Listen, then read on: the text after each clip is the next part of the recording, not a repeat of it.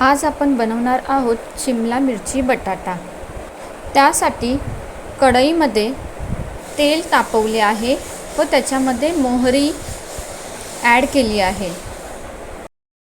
मोहरी चांगली तडकली की त्यामध्ये आपण आता टाकणार आहोत कांदा। कांदा जोपर्यंत गोल्डन कलरचा होत नाही तोपर्यंत आपल्याला परतून घ्यायचा आहे। तुम्ही नक्की एकदा ही भाजी बनवून बघा।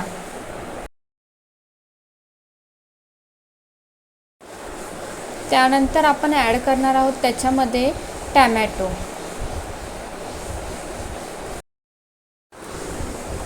टोमॅटो देखील आपल्याला चांगला परतून घ्यायचा आहे, करपणार नाही ह्याची दक्षता आपल्याला घ्यायची आहे।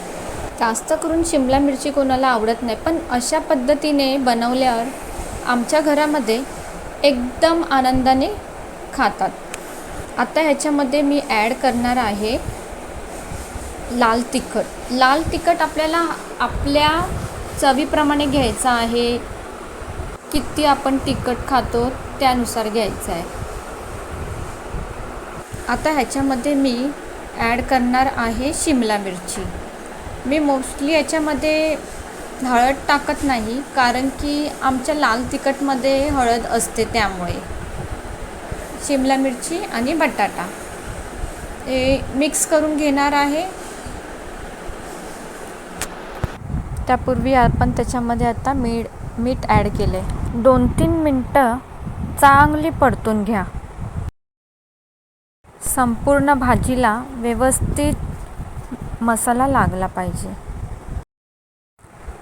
त्यानंतर आपण ह्याच्यावर झाकण ठेवणार आहोत।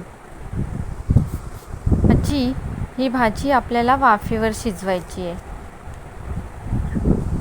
झाकण काढल्यानंतर तुम्ही बघू शकता की भाजीला मस्त असा कलर आलेला आहे।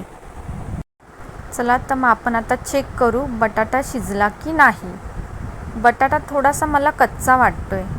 मी पुन्हा थोड्या वेळ त्याच्यावर झाकण ठेवून वाफवून घेणार आहे।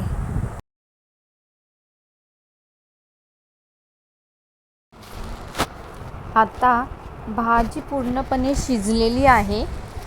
चपातीसोबत खाण्यासाठी भाजी तयार आहे। सजावटीसाठी आपण थोडीशी कोथिंबीर मिक्स करूया। व्हिडिओ आवडल्यास लाईक, शेअर आणि सबस्क्राईब करायला विसरू नका। धन्यवाद।